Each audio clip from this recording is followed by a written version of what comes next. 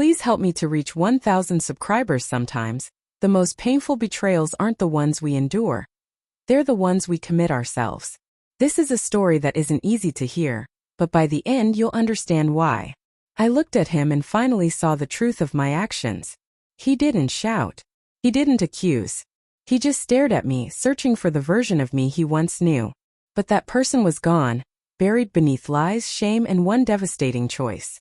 My name is Emily. For 3 years I was with Marcus. We met during our MBA orientation, clicked over sarcastic jokes, and soon our lives intertwined. We shared an apartment, routines, dreams. Marcus wasn't showy or grandiose. He was the steady, thoughtful kind of man. The one who brings you tea at midnight when you're sick or remembers exactly how you take your coffee. I should have felt complete. But I had this habit of running from comfort, afraid that a quiet, stable life wasn't meant for me. Then came Caleb. It started innocently. We worked together during a consulting boot camp. He was intelligent, confident, with a flirtatious energy that felt private, like a secret we were both in on. At first it was harmless, a glance here, a joke there. We barely spoke outside work. But there was an invisible pull, and I leaned into it, pretending it was friendship while fully aware I was crossing a line. One night, fueled by too many drinks and the tension we'd been building, Caleb kissed me. I didn't stop him.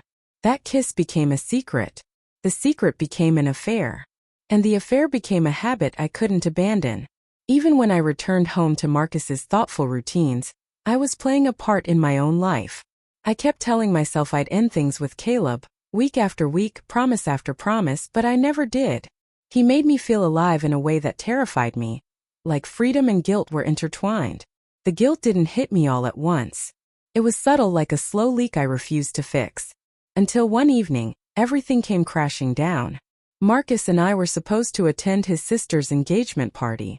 I lied, claiming a migraine, and he left, trusting me.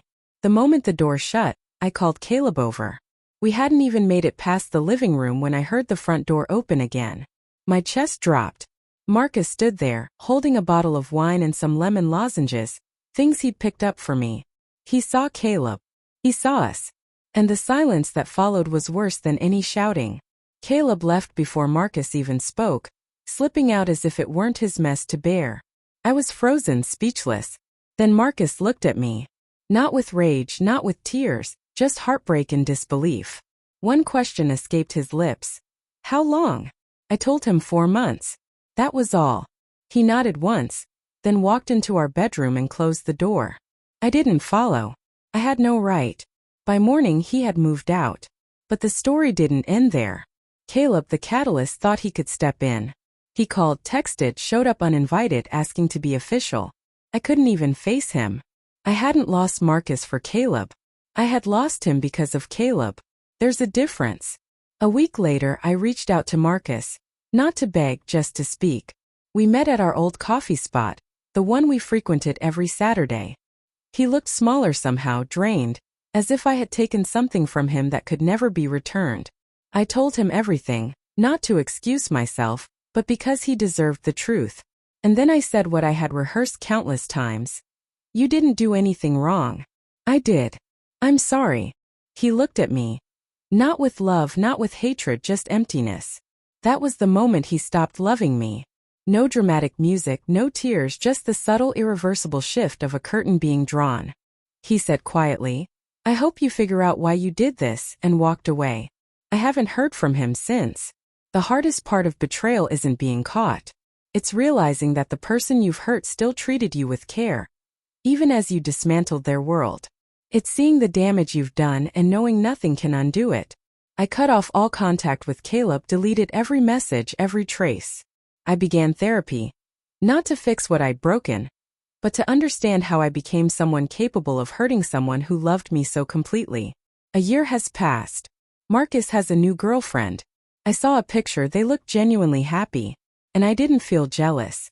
I felt relief. He's free now. Some ghosts don't haunt with cries or shadows. They linger quietly in memories of a coffee shop, a song he used to hum, reminding you of who you were and the life you lost.